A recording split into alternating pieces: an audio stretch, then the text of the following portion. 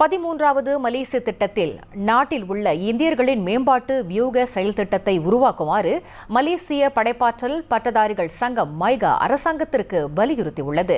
அண்மையில் 9 மாநிலங்களில் உள்ள 300 அரசாங்க சார்பற்ற அமைப்புகளுடன் நடத்தப்பட்ட கலந்துரையாடலில் பரிந்துரைக்கப்பட்ட 10 அம்சங்களில் அதுவும் அடங்கும் என்று அச்சங்கத்தின் தலைவர் RK ரமணிகிருஷ்ணன் தெரிவித்தார். கருத்துக்களை சேகரித்த போது இந்த நாட்டின் வாழக்கூடிய இந்தியர்களின் நிலை, இன்றைய நிலை எப்படி இருக்கிறது, அவர்கள் என்னுடைய எதிர்பார்ப்பு என்ன செய்தால் இந்த மாற்றத்திற்கான வழி ஏற்படும் என்றெல்லாம் கருத்துக்கள் சேகரித்த பிறகு அதனை அரசாங்கத்திடம் சமர்ப்பிப்பதற்கு ஒரு வாய்ப்பாக ஏற்பட்டது இந்த 13வது மலேசிய திட்டம்.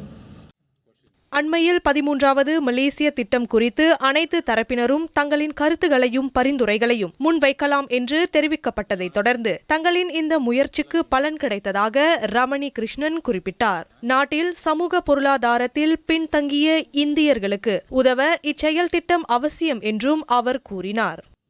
இதன் அடிப்படையிலே பிரச்சனைகளை பற்றியும் அந்த பிரச்சனைகளை எப்படி தீர்ப்பது பற்றியும் இந்த பிரச்சனைக்கு இவ்வளவு கொடுங்க, இந்த பிரச்சனைக்கு இவ்வளவு கொடுங்க அப்படின்னு அதை மட்டும் கேட்டுக்கொண்டு இருக்காமல் நாங்கள் ஒட்டுமொத்த அளவிலே ஒரு முழுமையான வியூக அடிப்படையிலே செயல்பட்டால் ஒழிய இந்த சமுதாயத்திற்கு விரைவான ஒரு தூரநோக்கு அடிப்படையிலே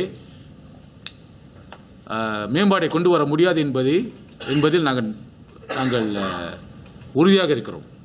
ஒரு நீண்ட கால வியூக அடிப்படையிலான திட்டங்கள் இந்த சமுதாயத்திற்கு தேவை. இந்தியர்கள் எதிர்நோக்கும் பிரச்சினைகளை புரிந்து கொள்ள மேம்பாட்டு திட்டத்தில் நேரடியாக அரசாங்க சார்பற்ற அமைப்பை உட்படுத்தி பிரதமர் துறை அலுவலகத்தில் உயர்மட்ட அளவிலான தொடர்பு அதிகாரி ஒருவரை நியமிக்கவும் அச்சங்கம் அரசாங்கத்திற்கு பரிந்துரைத்துள்ளது.